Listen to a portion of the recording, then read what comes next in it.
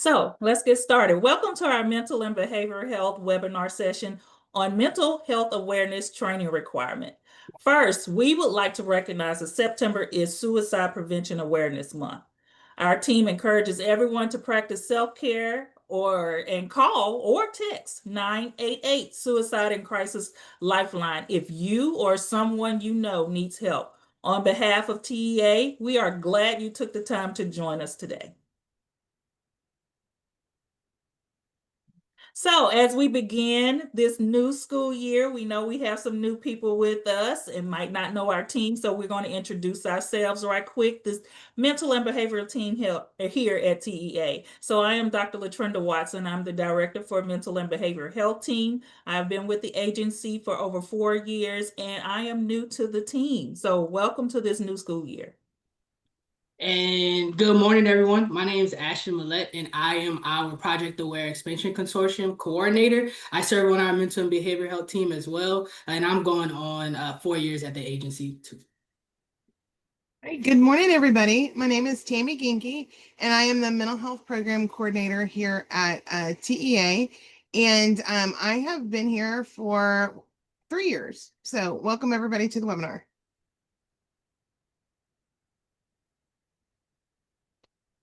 So in today's session, we will learn about the current mental health awareness training requirements for school personnel and receive valuable insights into how mental health intersects with school safety. Our speakers today will be the TEA Mental and Behavioral Health Team, the Office of School Safety and Security, and we will conclude with hearing from an exemplar, Ector County ISD, and Premier Care, who will share their lessons learned from implementing strategies to meet the mental health training requirement. As a reminder, the recording and supporting resources for this webinar will be posted on our website, schoolmentalhealthtx.org, following today's session. Now, I will turn it over to Tammy Ginke, who will cover a few housekeeping details. All right. Well, as we get started today, I want to cover just a few housekeeping items like Dr. Watson mentioned. So before we conclude our session today, we're going to ask you to complete a post survey. So part of our mental health work here at TEA is funded by Project Aware Texas, and it's through the Federal Substance Use and Mental Health Services Administration, or we like to call SAMHSA. And our grant requires that we do a brief post survey after our training sessions with our stakeholders. So we really appreciate your support in this requirement. So just be expecting that at the end.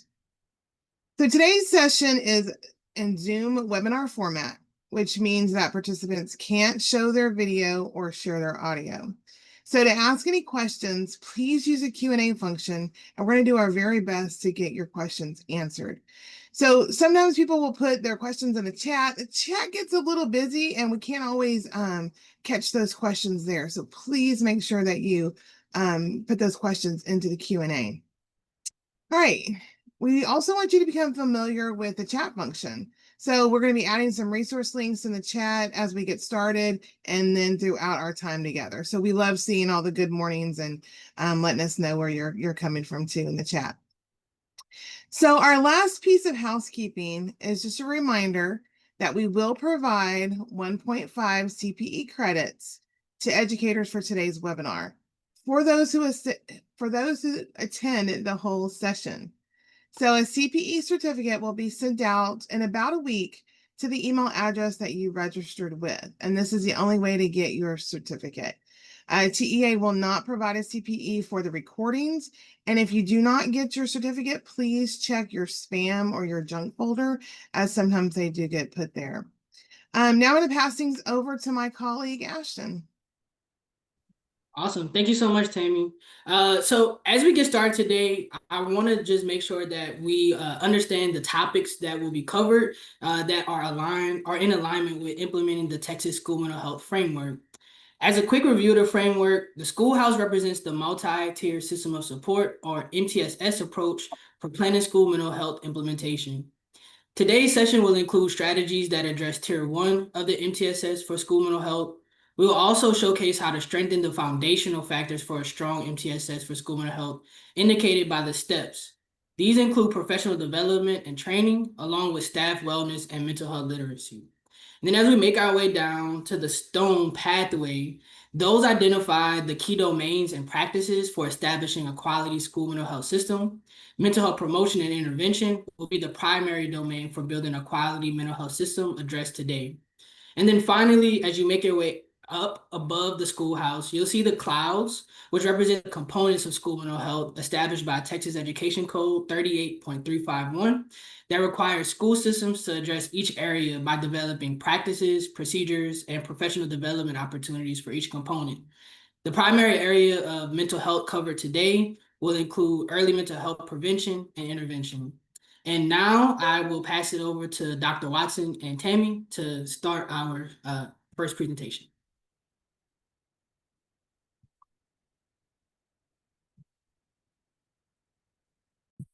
Unmute myself. Let's start talking about the House Bill 3.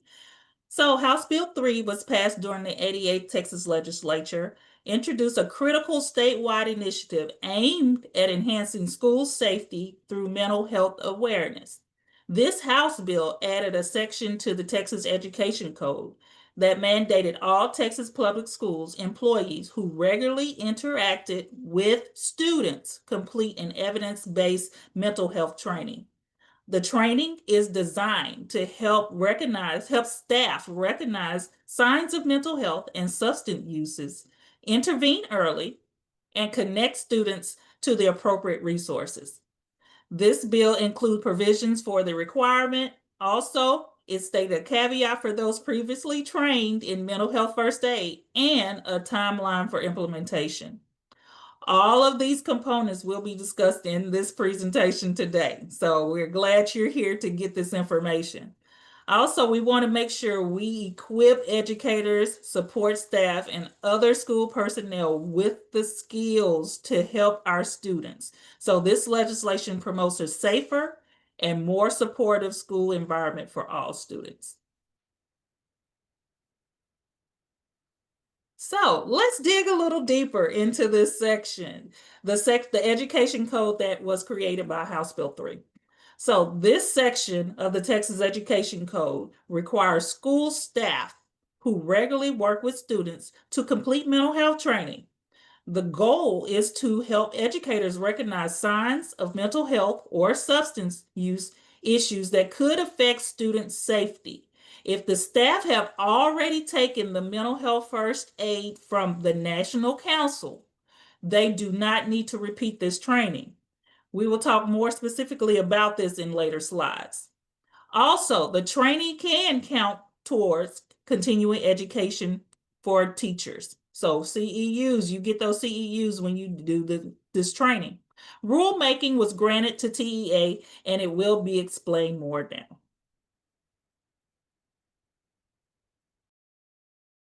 You're on mute. Thank you. So let's jump into the rulemaking part of things that Dr. Watson just mentioned. So 19 Texas Administration Code Section 153.1015. This is the commissioner's rule that helps explain the Texas Education Code that Dr. Watson just shared that was created by House Bill 3. So this rule defines what qualifies as evidence-based training. If you want that definition, you can pull up the actual rule. It'll go through that with you.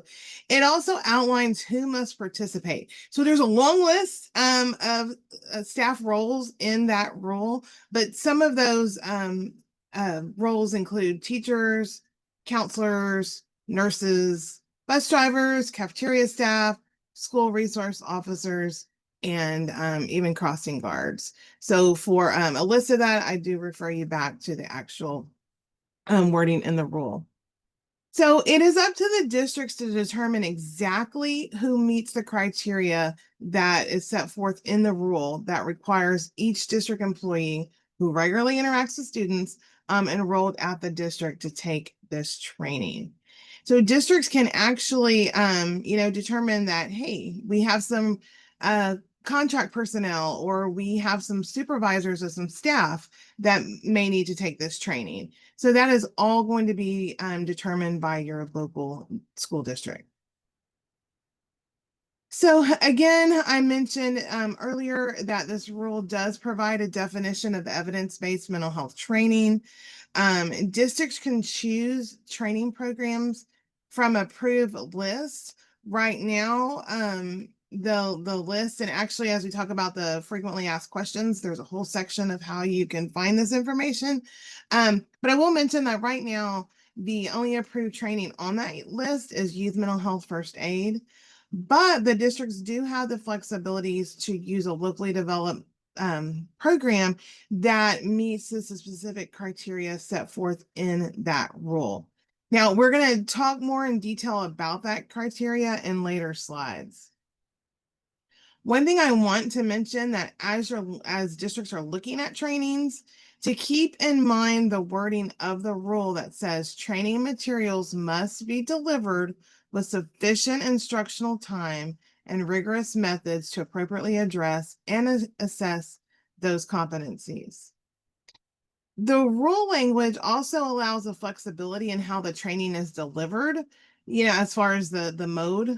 And it also encourages collaboration with local mental health authorities. So actually, as we will talk, our last presenter will tell you a little bit more about the opportunities for training that our local mental health authorities can provide. So the intent of this bill was for the training to be a one-time. So in order to meet the criteria of this particular bill, the training only needs to be completed once by those designated staff. And also too, things need to align with the district's professional development policies. So although the House Bill 3, the Texas Education Code, and then the TAC rule, although they mention reimbursements, the legislature did not allocate funding for this, so you will not see that part discussed here in this training. So there is a timeline for this training. Fortunately, it's not an expectation that 100% of staff get trained all at once before the school year. So I know when John from School Safety will talk a little bit in his presentation, he's going to go over the timeline a little bit with that. So just keep in mind that all applicable staff must be trained by the beginning of the 2028-2029 school year. Another thing that the rule talks about that is and Dr. Watson touched on this a little while ago too, and I want to stress this. If someone has completed the youth mental health first aid or mental health first aid training provided by the National Council on Mental Well-being before the legislation, and if they can produce a certificate, they don't have to take the training again. House Bill 3 laid that particular portion out. So for example, let's say that a staff member took the youth mental health first aid 4 years ago, and they can provide you an official certificate saying that they completed that program, then they are exempt from taking the training again under this particular mental health legislation. All right. So, as I mentioned, so our next presenter will talk a little bit more about the FAQ, but I wanted to introduce this to you. And I'm really hoping that everybody on the call has already seen this document and has already had a chance to look it over. So this frequently asked questions document was created from questions from you, from those out in the field. Those questions came from districts, from ESCs, local mental health authorities, all sorts of things. So we really appreciate those questions coming in, and we try to address them all in this document. All right, so let's jump in to talking about the mental health competencies. So, as we mentioned earlier, the rule does allow for flexibility for a district. Let's say, if a district chooses not to use mental health first aid as their training to meet this particular requirement, they can look for a training that meets the competencies and the requirements of the rule. So I'm going to dive into that a little bit more. Now, I can't stress this enough that it's the district's responsibility to ensure that whatever training they choose meets the requirements and the competencies. All right. And I'm going to go over those 10 competencies here in just a minute.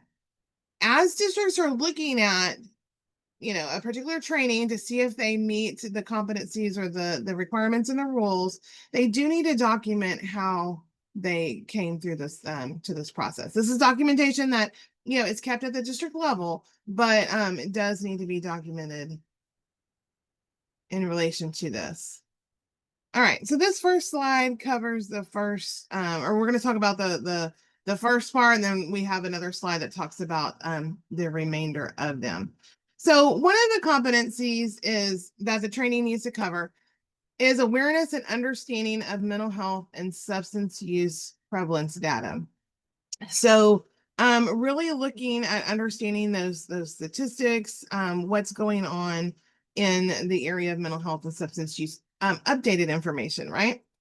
Another competency is the knowledge, skills, and abilities for implementing mental health prevention and substance use prevention in a school to protect the health and safety of students and staff.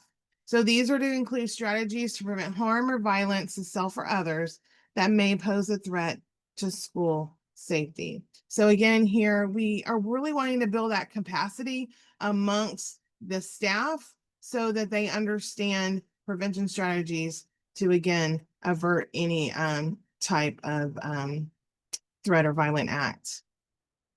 Another competency, and you'll notice I'm actually reading the competencies from the rule, so it is a little bit different than your slides. I just want to give that a little caveat.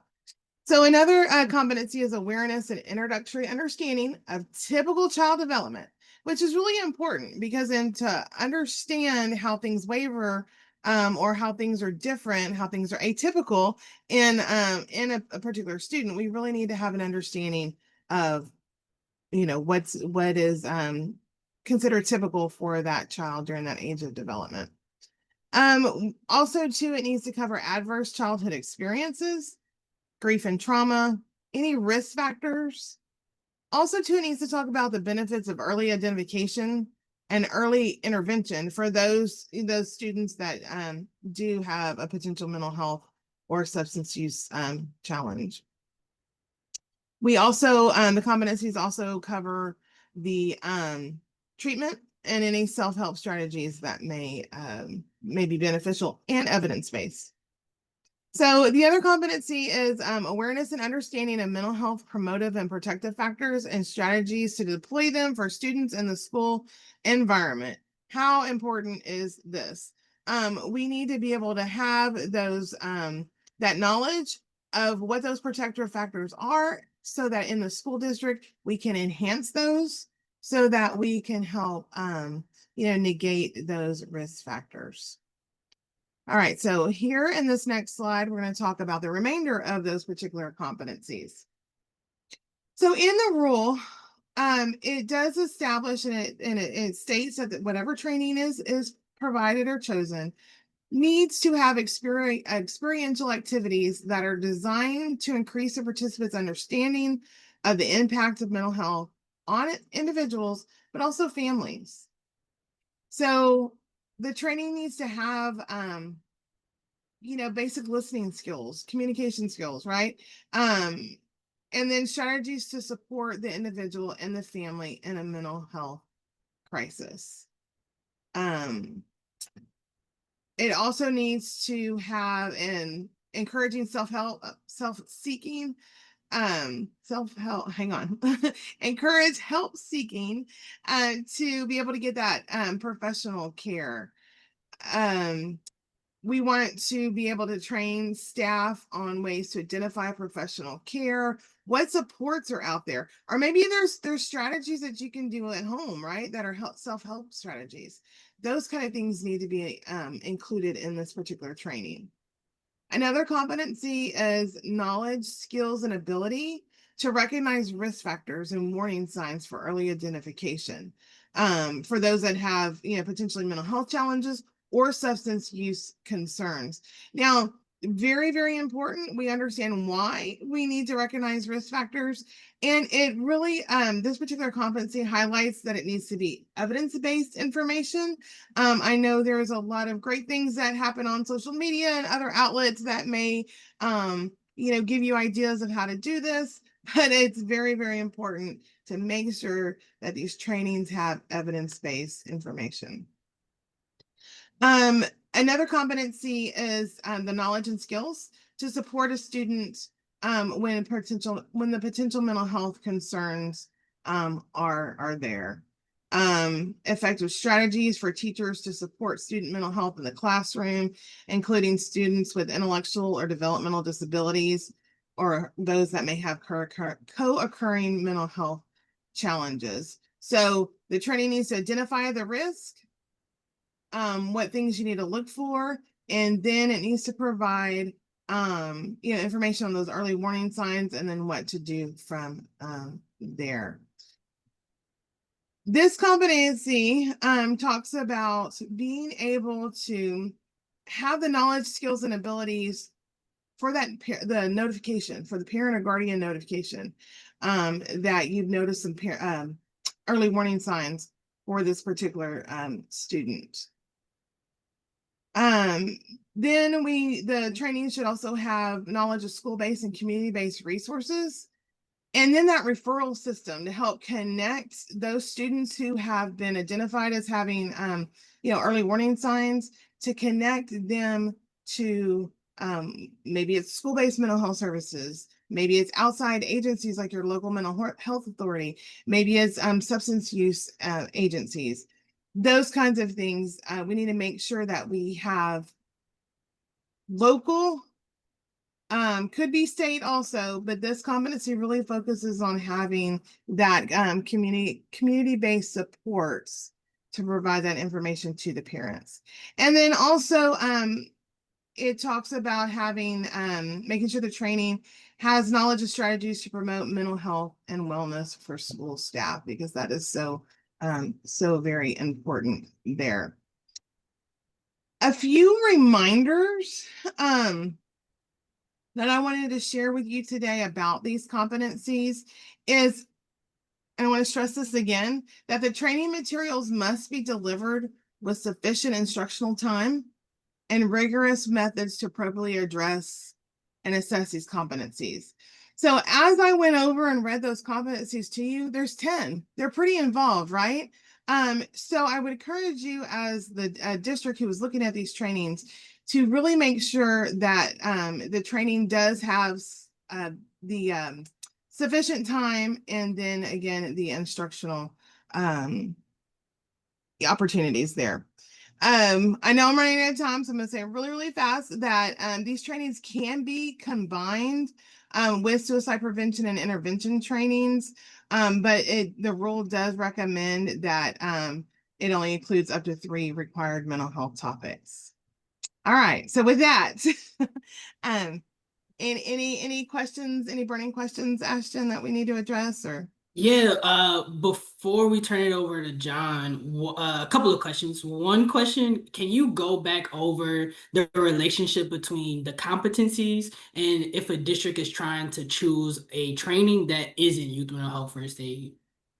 Okay, so if a school district chooses to use a training that is not youth mental health first aid, what they have to do is they have to look at these competencies that are outlined in the rule to ensure that they are covered in that particular training. So it is almost like, you're seeing the training, you're looking, okay, you're kind of doing, a check, if you will. Does this training that I want to use, do they actually cover these topics that are listed in these 10 competencies? And with that being said, can a district can a district develop their own training based off of those competencies, or maybe go with an outside vendor or even one of the ESCs? Great question. So that is a local decision that the district can make. And I do know that, ESCs are producing trainings right now. I've heard of different ones. That is a local decision if they want to do that. The big thing is just to document and to ensure that whatever training they choose meets these competencies, and then also, the different requirements as far as the sufficient time, um, requirements that are outlined in the role. Awesome. And then my final question for you, can you just tell us a bit about why meeting this requirement is important? Besides like of course meeting some of the statutory requirements related to like why is this mental health awareness training important? All right. So this mental health training requirement is important just to say we did it, we met the legislative requirements, but by having every staff trained in a mental health awareness training, they then, educators are the front line, right? As they intervene and talk with students. So this training gives the staff the knowledge and skills that they need when they happen to come in contact with a student that may be having struggles or maybe having these early warning signs. And so then it also gives them the skills to be able to connect them to the resources and get them the help that they need. Awesome. Thank you so much, Tammy. And we had one other question that John will certainly be able to answer. It was related to how will TEA make sure there is compliance around meeting this training requirement. So now I'll pass it over to you, John, from our Office of School Safety and Security. Thank you. And that will be a really easy question that will be answered throughout the presentation. I'm John Jones. I'm the Assistant Chief of School Safety and Security for TEA. I have 7 teams across the state who actually do district vulnerability assessments. And what a district vulnerability assessment is, we'll go in more detail, but it's a snapshot look at everything school safety that's required by statute for the schools.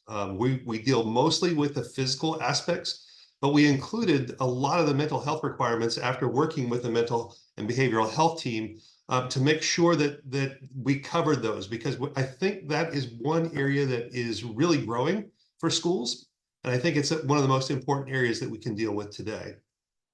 Many of you serve on a BTA team, a behavioral threat assessment team. And so you probably have some familiarity with our flagship program called Sentinel. Now, Sentinel was developed for the Office of School Safety by Region 11. And we kind of stole the idea from them when they were doing the intruder detection audits. And so from the intruder detection audit portal that they originally developed for the Texas School Safety Center, we stole that. And when that mission was given to us by the legislative body in the 88th legislative session, and we started building Sentinel. Now, Sentinel has grown to encompass not only intruder detection audits, but district vulnerability assessments, technical assistance and training, emergency management. And our big flagship piece that we've just added over the last few months was behavioral threat assessments. And behavioral threat assessments, we believe, is a critical issue across the state, because with over 1,200 districts, we've had many different ways of doing behavioral threat assessments. Everything from answering the 11 questions on a piece of paper, handwritten notes, to off-the-shelf products, to in-house developed products from larger districts. And so a lot of these systems didn't talk very well together. So now there's one way of doing behavioral threat assessments for the entire state. You must use Sentinel for all of your behavioral threat assessments after August 1st of this year. And it gives a consistent product that you can read and understand from every district that you receive students from or that you send students to. The other piece with BTAs, and I'll just cover it quickly, is that all the transfers of those cases now actually occur through Sentinel. Before they were done through T-Rex. That system is now not being used any longer. All transfers now have to also happen through the behavioral threat assessment portal in Sentinel.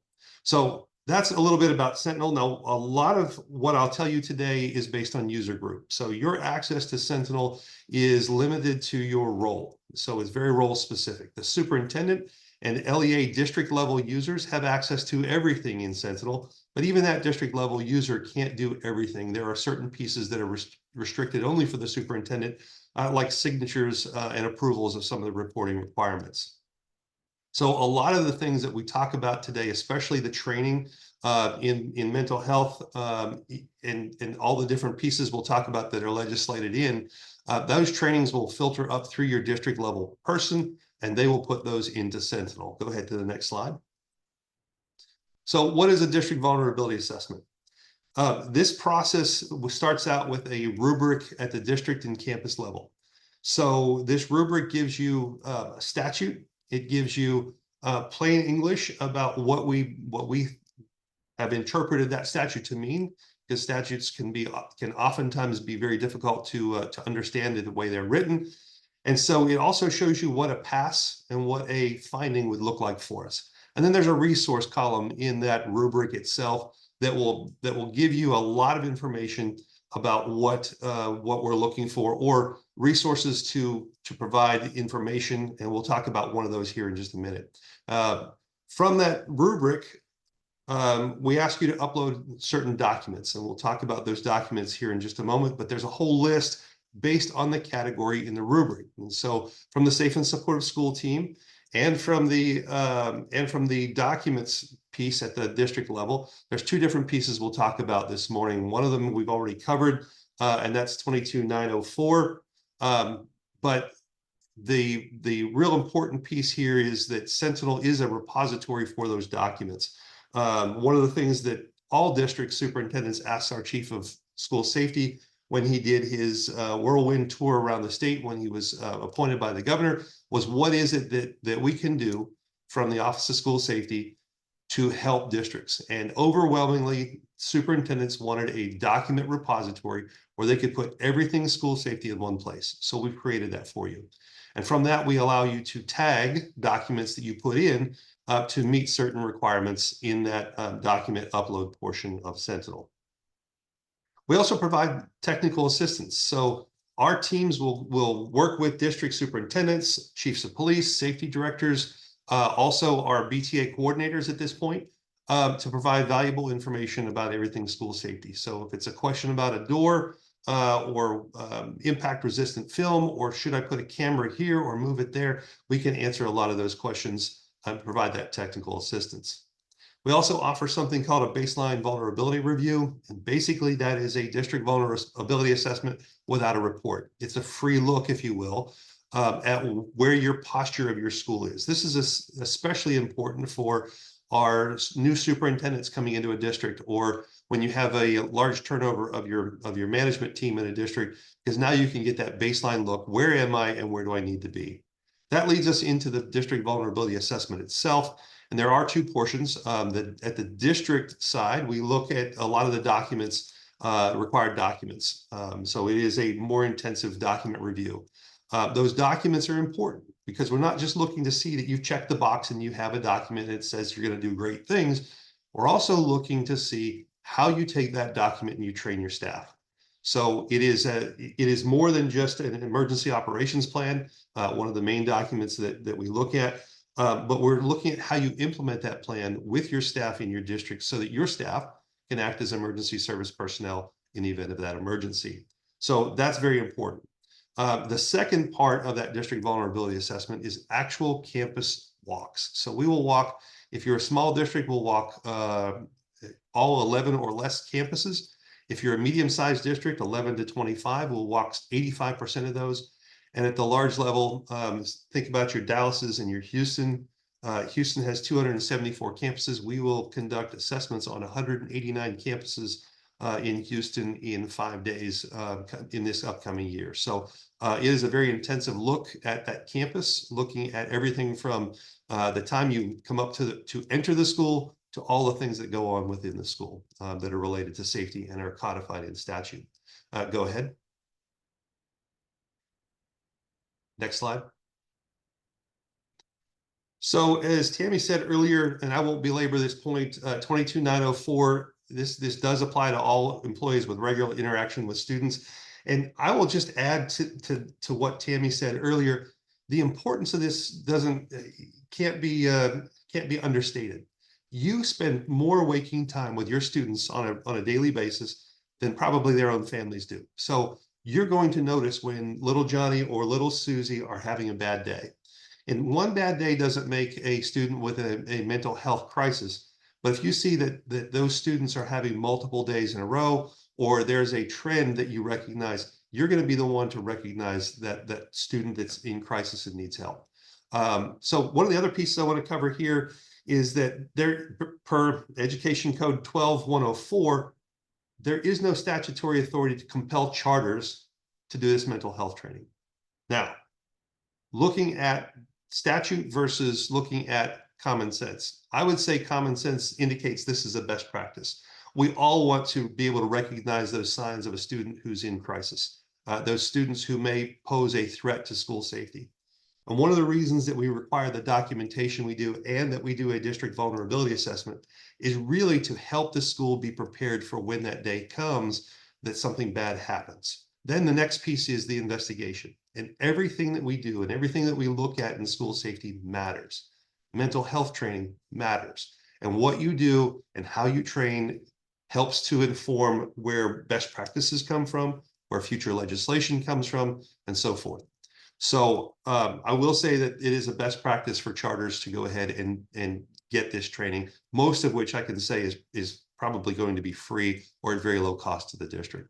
That last piece, yes, this is required regardless of funding. I know this is an unfunded mandate, and having spent 5 years in a district as a school safety director and also a chief of police, I can tell you firsthand that I recognize that there are a lot of unfunded mandates for school safety.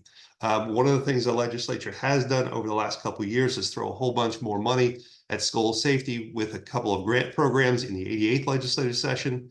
There was $1.1 billion put out there, and they've increased the school safety allotment this year for certain pieces to $33,000, $33,500 or so for every campus, and they've increased from $10 to $20 for every student. So big increase. Still not fully funded for what we need for school safety. Go ahead. Next slide. Oh, there we go.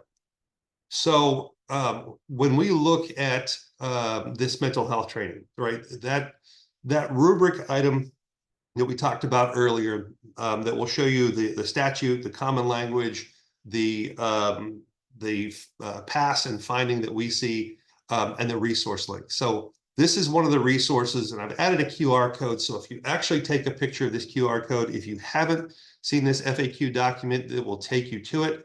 But I really like this document. It was something that when it was put together, it really does answer the who, where, what, where, when, and how. And so if you go to the next slide, Ashton. So who should participate? Who can deliver the training? What training is approved? What are the training requirements for compliance? When do employees need to be trained by? And that's at 25% graduated requirement. So this year, as our teams go out to assess districts, we're looking to see that you've had 25% of your staff trained in mental health training. And we'll show you, we'll talk about where that's documented here in just a moment. And so each year that piece goes up. We're talking about the where can you get that training? Well, you can develop it in-house, you can get it from an ESC, or you can use some of the training list of approved training best practices and programs repository that's shown here or shown on the previous slide. And so a lot of information that is out there for you that helps you get to where you need to be. How can the training be delivered? How long is it good for? And where and how are those training records maintained? That's what we'll cover on the next slide, is how to maintain those training records. So the thing we're looking for in that district vulnerability assessment, the thing that you're going to upload into in the second box here, the staff mental health training records 3.10, that is actually a reference to the rubric number that we've given it internally so that we can track across different pieces within Sentinel. But we're looking for either a list of dates, names of employees, and the training that's been provided, or you could upload all the certificates. Now, if you're a small district, uploading each certificate for the people who've been trained probably isn't a huge lift. You can copy those or put them in a PDF and drop them as one file. If you're a large district like a Houston, a Dallas, a San Antonio, that's a much bigger lift. And so maybe we're looking more at a list of dates and names of employees and what that training was. And so that training course or course content PowerPoint, you can upload that into there as well. That gives us the ability to say, yes, you've had the training. And it also is a record then when we've done the assessment that you guys are in compliance with the regulation or the statutory requirement. Again, looking back to when and if an investigation has to happen. Again, that you only need to have that training once. So if you have someone on your team that was trained in another district and came to you and they have that certificate, or if you've been trained by an ESC and you don't have those certificates, reaching out to the ESC or the Texas School Safety Center, if you've had training through them, they usually keep pretty good records and can provide that information back to you. And then again, looking back at that best guidance for charters, follow that mental health FAQ resource and conduct the training. I can't say that, stress that enough. That's really important for every layer of school safety. Go ahead to the next slide. So there is another section in Education Code. It's 38351, and it's in items G and I.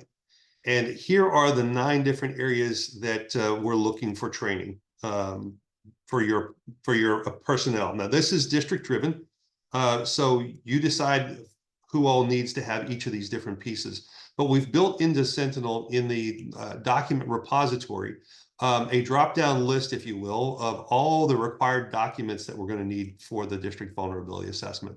So if you're doing early mental health prevention intervention, that will be a line item that you can select from and then take the document that you upload, click a box, and it will automatically then populate that required document piece for us and for you. So you can tell when you've uploaded all your documents because the list turns from green, or excuse me, from black to green when the document's uploaded. It also provides an icon that shows you how to download or to look at the document.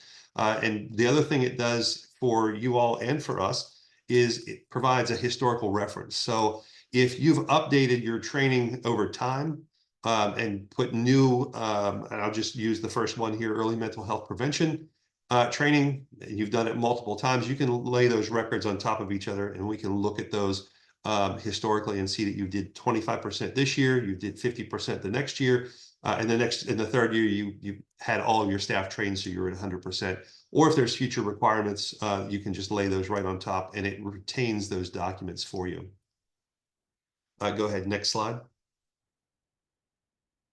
So again, how to document that training, those 9 categories, they have to be uploaded. Here's what those look like in the document repository section for those upload categories. And again, it doesn't matter what the training is as long as it meets the requirements.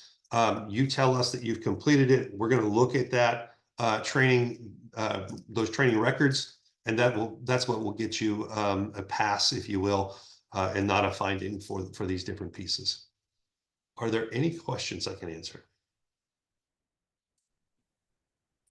All right, give me just a second, John. I do have a couple questions for you here. All right, so one basic question that someone asked is, how do we get training on Sentinel?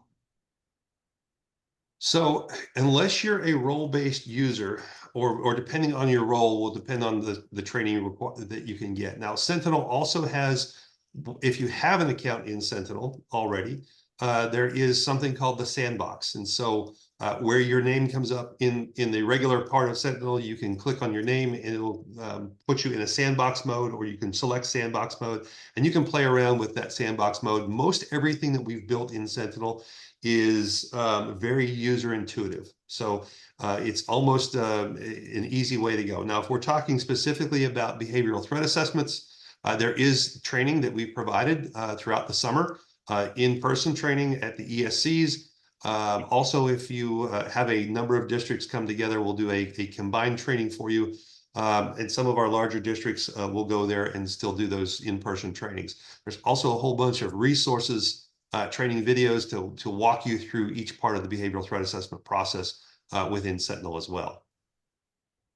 Okay, so one question that was asked early on, and you answered it, but I just want to stress this, that the question was, do we need to upload this into Sentinel? So you addressed that one, but then there was another question that kind of piggybacked on that one. who uploads this into Sentinel? And I know you talked about the users, but will you kind of stress Yeah, this would be one of your district level users. It could be your BTA coordinator. Whoever handles your training for your district is most likely going to be the person that uploads this training. Now, those roles can be pushed out. The superintendent has the ability to add roles or add people to roles. So that's what I can tell you for right now. We are working on campus-based roles so that campus administrators will have some of that same functionality. But I need to stress that Sentinel is brand new, well, almost brand new. It is about 14 months old right now. We launched Sentinel on July 26th of last year. And it has come a long way in a very, very short period of time. So we are still building out some of the functionality, but some of those major programs had to be developed and put into Sentinel first. And that most recent one was the Behavioral Threat Assessment Program. Okay. So, John, I'm going to read this question and then I'm going to read what's in the commissioner's rule and then I'm going to turn it over to you to answer. How does TEA verify that the ESC or the district has done the proper due diligence on of identifying an alternative course that meets the requirements? I just wanted to make mention of what was in the rule that the districts must keep or the documentation must be kept by school districts and made available to TEA upon request, which may include a reporting process for the and then yeah. So having, in this, the rules says must be kept by the school district and made available upon TEA request. So Do you have anything essentially, additional for that? yeah. So essentially, the district vulnerability assessment is the request. We are going to request that you upload those documents for us to take a look at. Okay, thank you. Another question is, this is kind of a general question that was just asked, but about Sentinel training, and it was asking about related to special education services. Okay, without further context, Yeah. probably have to answer that question offline. Okay, thank you for that. Sorry about that. I think that is all that relates to this particular session here. That is up. Well, just someone just asked a question, Dawn, and we do have time for it. They are asking if you could repeat the Sentinel part. Was it stated that the district mental health training documentation needs to go into Sentinel? If so, where in Sentinel would that be housed? Okay, so it does need to go into Sentinel, and it's housed in one of two places, but they're both in the district's document repository. That document repository is accessed by the superintendent or those district level users that the superintendent has provided access to.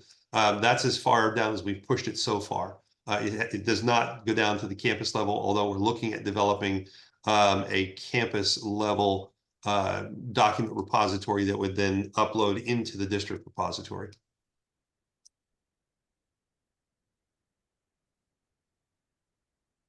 Okay, I kind of looked through the questions really quickly. There are a lot of other questions if you want to answer offline, but I think I've covered all the questions that directly relate to this particular mental health topic here. No worries. So, Absolutely. I'd love to have the opportunity to answer those offline. thank you, John. We appreciate you. Thank you. Awesome. Thank you so much, John, for that phenomenal information. It seems like from the engagement, whether it be in the chat or in the Q&A function, you definitely answered some burning questions that folks had. So we definitely appreciate you for that, as well as Tammy and Dr. Watson for kicking us off as well. So now we will go ahead and transition to our final presenter of the day. Can I jump in with one final caveat? Yeah. The district vulnerability assessment is not a gotcha. I want to make sure that I say that because we say that with every presentation.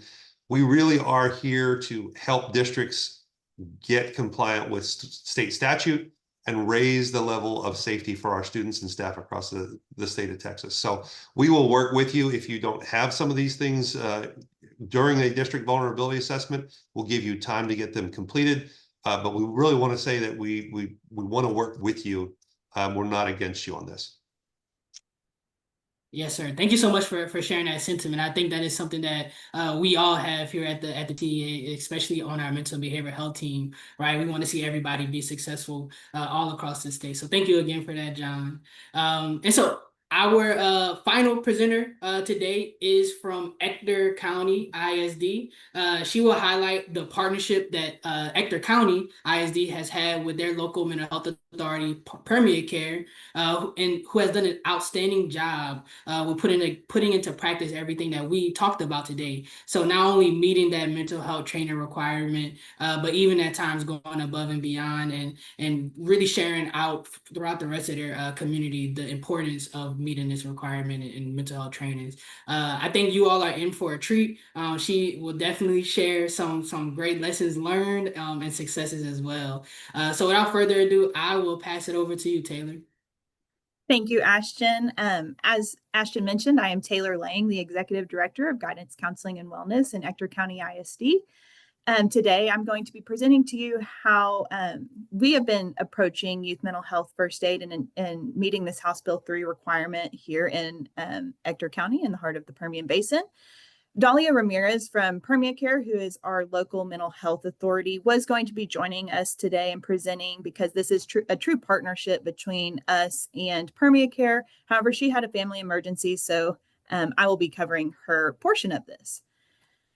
So I wanted to begin my presentation to you guys on just providing you with a little bit of our local context. So Odessa, Texas is in the heart of West Texas. We are in the Permian Basin, oil and gas country. Here we have some statistics from our 23-24 taper report. And so you see we serve a little bit over 33,000 students. Our student population is primarily Hispanic. We do have a large number of economically disadvantaged students and at-risk students. And as you see here, we also have that year, we had over 1,400 students who were identified as homeless McKinney-Vento, and then 61 of those also were in foster care. So Ector County ISD is a very large district in terms of land. So we cover around over 900 square miles. So we have students that are getting on the bus before 6 a.m. and sometimes not getting home until after 5. And we have over 170,000 residents in Ector County, and that's just in Ector County. Our neighbor Midland is very similar in size and population as well. As I mentioned before, our primary industry is oil and gas. So you see a lot of migrants, workers coming to work in the oil and gas industry here. We do have pretty limited access to mental health resources. We're excited to say that there is a mental and behavioral health hospital that will be opening up here pretty soon, I think in the next year. And because up till now, there's nowhere to send our students who need that inpatient care. And so they have to go to San Angelo, which is our, the closest area that is available for us. And last year, from September 1st to August 5th, there was over 453 youth crisis calls made by Permeate Care. Now, that's just what Permeate Care responded to. There are plenty of others that were handled by other mental health professionals or our school counselors or our student assistant service counselors who work here in Ector County ISD. So we are here to talk to you a little bit about how we have handled youth mental health first aid in Ector County ISD. And one spotlight that we want to talk about is a massive undertaking of training all of our teachers and other instructional staff in youth mental health first aid. So November 4th of last year, we trained almost 1,500 people in one day on youth mental health first aid. And Dalia worked with her people from the Youth Mental Health First Aid organization and was able to confidently say that this was the largest single day undertaking of youth mental health first aid in the state and then also in the nation. So we'd like to brag about that, but we wanted to talk to you a little bit about how we did that. And I'm going to talk to you about how we handled that for November 4th, but these are really important things to think about, even if you're doing this on a much smaller scale, even if you're doing it with just one classroom of individuals instead of the 57 classrooms of individuals that we trained on November 4th. So here you see a chart that kind of shows the ECISD responsibilities on that day and the Permia Care responsibilities that day as our local mental health authority and our partner in helping us get our staff trained to meet these House Bill 3 requirements. So the first steps that we did is we had to identify who we wanted to train. And up to that point, we had already set the expectation that all counselors, social workers, and nurses would be 100% trained at the end of every single year. And that's a continuing expectation in our district. So we work to make sure that every single one of those individuals that falls into that group is trained. But then we wanted to focus on our teachers so that we could meet that House Bill 3 requirement of being 25% of all of the applicable staff trained by this school year. So we wanted to focus on our teachers and our instructional staff by thinking, who's the next people in line who regularly work with students who need access to this training? The question comes up, how do you pay for this? Luckily, we, like I said, we partnered with Permia Care, and I cannot give them enough credit for that. Dahlia really worked with her team. They have some grants, like were mentioned earlier, that helped to pay for some of this.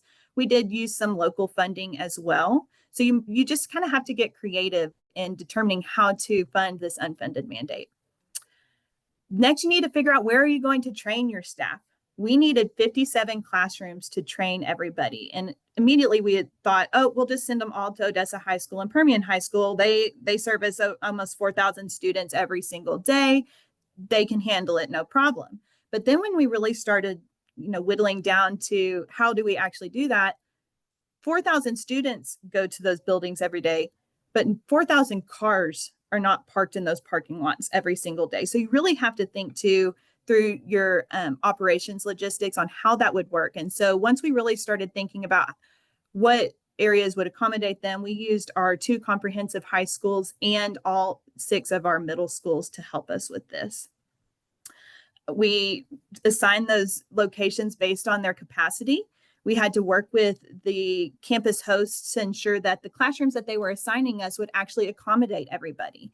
And as many of you probably know, Youth Mental Health First Aid limits you to 30 people to 1 instructor. So, and Dahlia worked with them, and she actually got us a waiver to provide this training with 32 individuals to 1 instructor, which really did help us when you needed this many people to be trained. So we had to make sure that, yes, we have all these classrooms, but will they accommodate 32 individuals? We need to make sure that doors were going to be unlocked and rooms were going to be accessible throughout the district. Make sure that we had custodial staff and other operational staff available for us. Technology is one of the biggest things that you need to consider whenever you're starting to host these trainings. Making sure that your presenters and your guest presenters know how to access your technology if they're not district personnel, that they know how to troubleshoot. And actually, our technology team did a great job, and they assigned 1 or more techs to each campus to help support technical issues that we came across. And let me tell you, we did come across those. So that was huge, and we probably would not have been able to make this successful without them. Then you needed to communicate with your attendees and help people to understand where they were going to be going, what time they needed to be going, when was lunch going to be, how were we going to accommodate that for our attendees and for the staff that was training. And then thinking through the day of support team too. Youth Mental Health First Aid, as you're probably very well aware, has some very heavy topics in it and can be very challenging for some people based on past experiences. And so Permia Care did a great job, along with some of our counselors in Ector County, to provide that support to be available if anybody needed it. And we did have a few individuals that needed that additional mental health support themselves based on the content that was being delivered that day. After we went through once we implemented the training and we got through that day, I'll always remember November 4th because it was a big day. Dolly and I worked with the instructors and other individuals here in Ector County ISD to discuss what went well, what should we refine, what needs to be changed for next time, what feedback did you receive from your participants. And one of the biggest questions that almost all participants got was, are our school resource officers receiving this? And are our principals and assistant principals receiving this as well? And based off that feedback, that became our next focus So working to get everybody else that was trained or anybody that missed this training made up and getting new hires trained, but then also starting to focus on our school resource officers and our campus leadership, which is now our focus for this coming school year.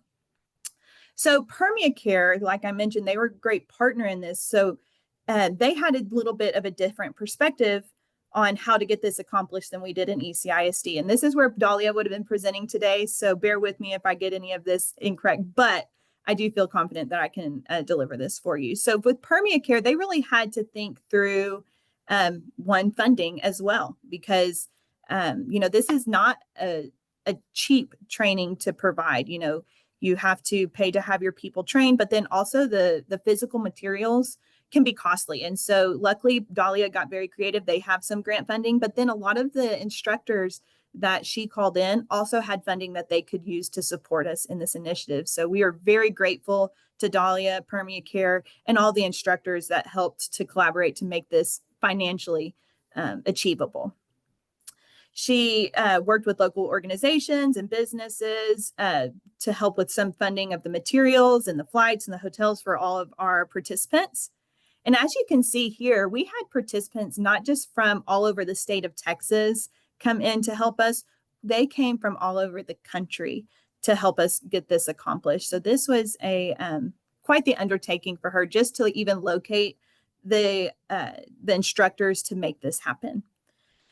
She would then go through and assign instructors the rooms to make sure that they know exactly where to go and who they were going to be training. So it's not just you can say, oh, all 500 of these people are going to go to Bowie Middle School. Well, what classroom are all those people going to go to at Bowie Middle School, and who is their instructor going to be, so that they could connect them on their National Council website. She had to think through all of the travel logistics, where to have them stay. She partnered with a local hotel here, and it worked out really well for having everybody there. We had a nice dinner for them the night before. She worked with specific points of contact at every single school to help her ensure that instructors would have everything they needed once they got to their site, and who could we seek to ask questions. Then this was something that saved us as well. She made sure that she delivered all materials and training supplies the week before that training that happened on a Monday, so that everything was set in place and ready to go. Because believe it or not, the youth mental health first aid training, if you haven't taken it, is a very hands-on interactive training, and they do require quite a few resources and the physical texts that come with it. And so it's very important to make sure that you're prepared so that on the day of your training, you can get started early, end on time, and have everything that you need, because it is an all-day training. It's not something that we wanted to do in segments. And so making sure that we had that full day dedicated to training on the day of was very important. Then, as I mentioned before, she ensured she had a day of support team, not just for the logistical side of things, but also for the mental health side of things, to ensure that people who needed that mental health support due to the heavy content that was discussed had that available, and then also knew how to contact them. So a lot of communication happening from all parties, especially down to your instructors who are visiting in a place that they're not accustomed to, so that they could have a successful training day. And then doing some follow-up, and they handed out some surveys to the participants to make sure to get some feedback on how the training was and how they could improve. So what did we learn from this? She added Algie here, the character from Youth Mental Health First Aid. And the biggest thing we learned, while we like to brag that we had the largest showing, the largest implementation of Youth Mental Health First Aid in one day, it's really important to still honor quality over quantity. And in order to do that, you want to make sure that you are, being specific in the type of groups that you want to target, and to ensure that that while we want to get as many people trained, we want it to be the highest quality training as possible.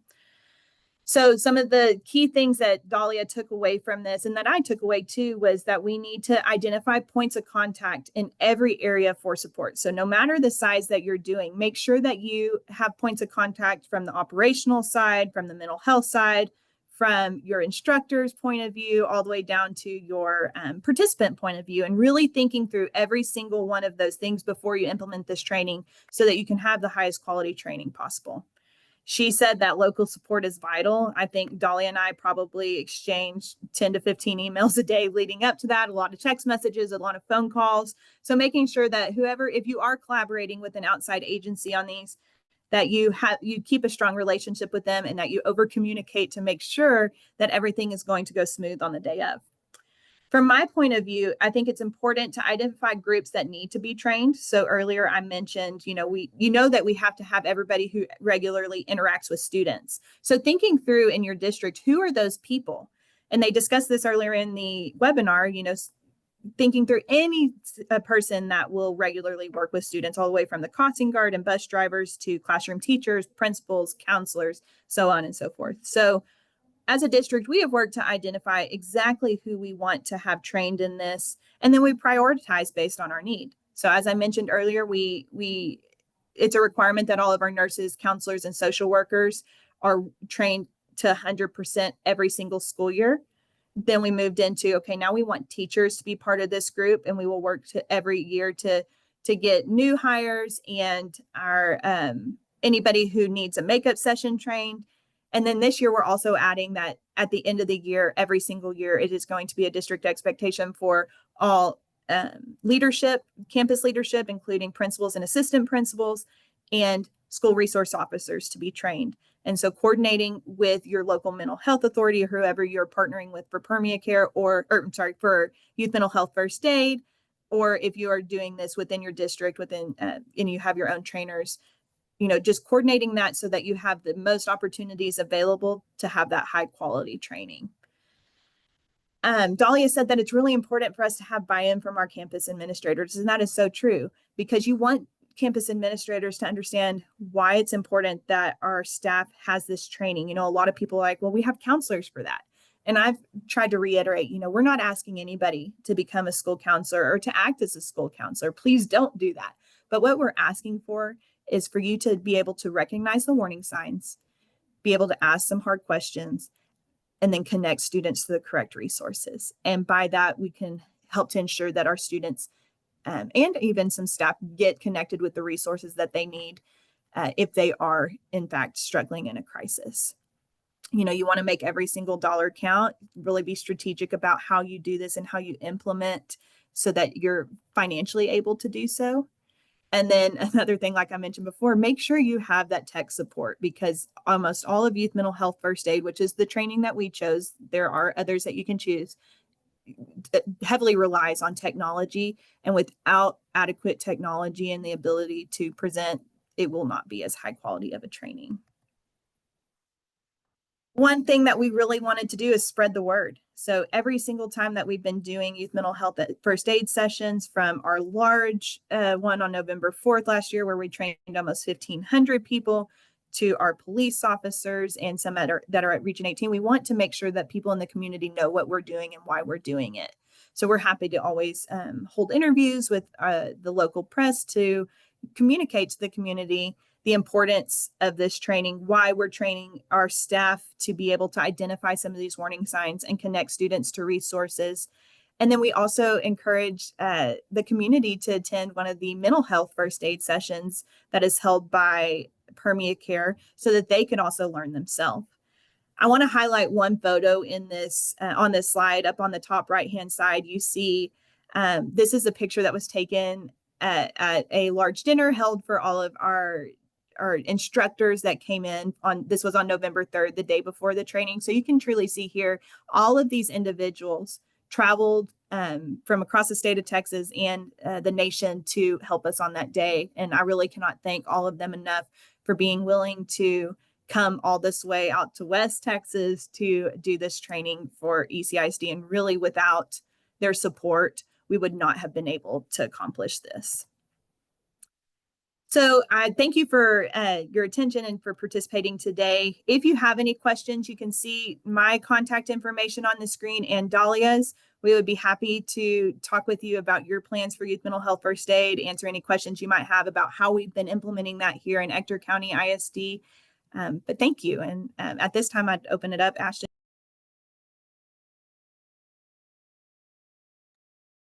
Yes, ma'am. I'll pass it over to Tammy if we have any questions from the Q&A function that you might be seeing.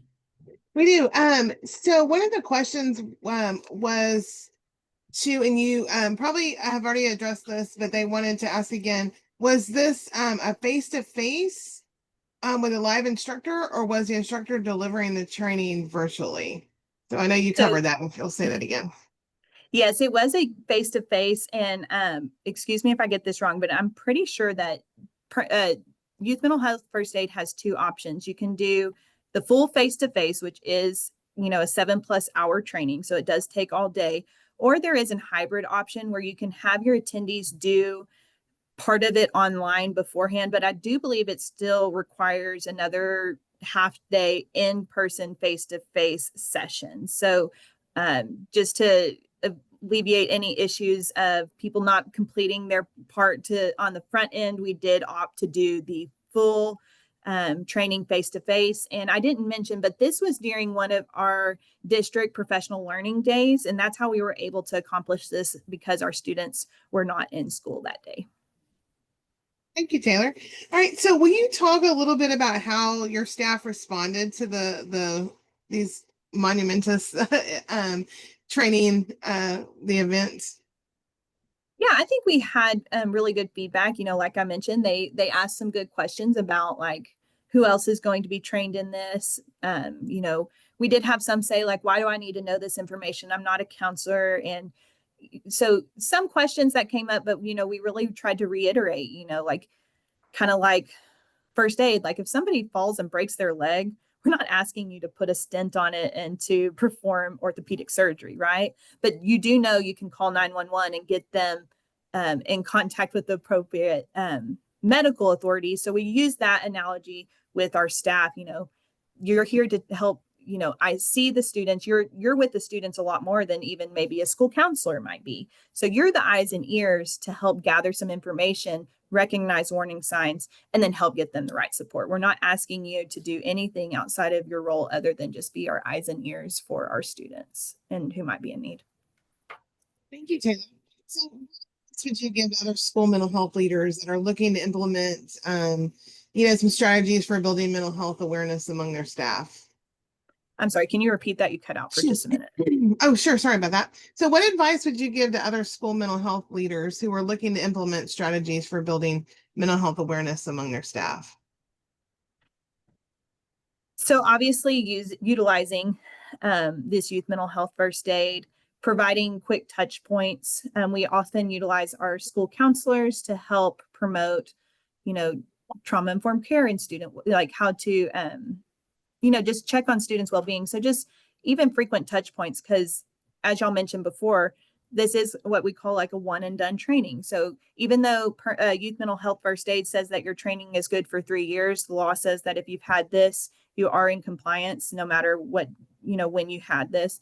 And so, you know, is one time enough, like a one full day training enough to make sure that people truly have what they need and providing any updates and tips. And so we try to keep some of this information in newsletters, pushing it out through our school counselors, touching base with our campus leaders. And so just making sure that people are always up to date on best practices for youth mental health. Thank you, Taylor. Okay, not see any more that relate to this. We really appreciate it, Taylor. Thank you. Awesome. Yeah, thank you so much, Taylor. And also all of the rest of the school systems across the state that are being proactive and intentional about building up mental health awareness within their own school communities. And so on behalf of our mental and behavioral health team, we really and truly appreciate you all for all of the work that you are doing to support our students across the state. So again, thank you, Taylor. Before we log off for today, I do want to pass it back over to Dr. Watson to share a few updates with us. And then after that, we'll give it back over to Tammy to kind of close us out for our final post-training survey and all of that. Yep. So we have some updates for you. Let me make sure. Is Tammy, you're sharing your screen? Ask Taylor to stop sharing. Okay. The synopsis evidence, and then There we go. Everyone's good now? Okay, hopefully everyone can see. So we do have a new resource that's available right now. So the mental health best practices and programs list competencies are available to provide a tool for school systems to evaluate programs and practices that are not currently on the best practice and programs list. So this area of school mental health currently within the resources are 4 areas listed on the State Board of Educator Certification Clearinghouse. So we have, Ashton just added it to the chat.